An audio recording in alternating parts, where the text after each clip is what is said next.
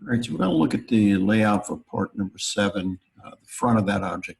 I've already drawn it over here once. This is the final look of it right there. What I'm going to do is show you how I laid that out. This is laid out in the front view. All right, I'm going to line here and just draw a baseline and then up the side, put in my angle over the top, come here, down, and there. So that's the basic geometry that I'm trying to lay out right there. Now I'll come in and apply some dimensions to it. For example, I'll come and make this line 0.15.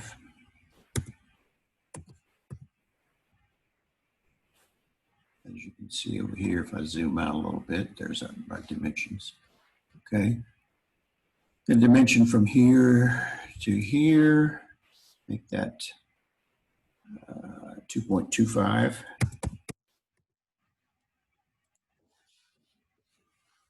Right.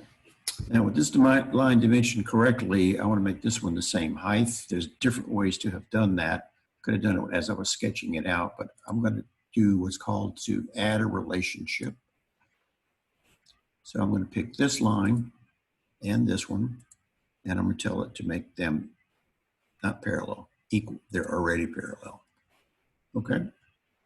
Then I'm going to come back and I'm going to accept that and come back to Smart Dimension and grab this distance here.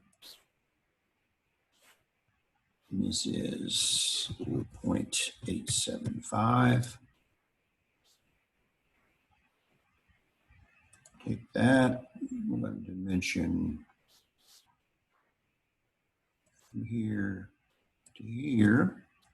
Make that the same. I could have made these equal, but I'm just still, when we do a lot of this basic work, I'd like you to lay in dimensions, but we're learning how to do the relationships right now. 0.875. All right, so we got symmetry there. Everything is all set.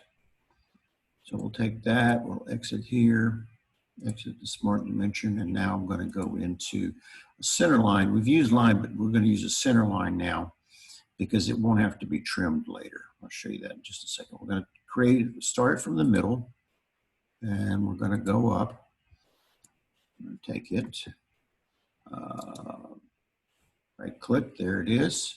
Smart Dimension it from here to here. Make this 0.75, that's the value given in the drawing. All right, take that, exit Smart Dimension, put it in our circle here. That has a radius of 1. We can type a radius in right here or go to Smart Dimension and it'll ask us for the diameter, but I'm just going to go ahead and add radius right there. All right, and now we're ready to create the rest of this entity, which is a line attached to the quadrant. You see that little diamond shape that comes up in here, right there. Quadrant, down to the baseline, across, waiting for that dashed line to show us we're even with the quadrant over here. And then we are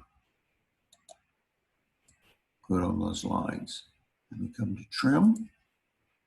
Trim this, this, this.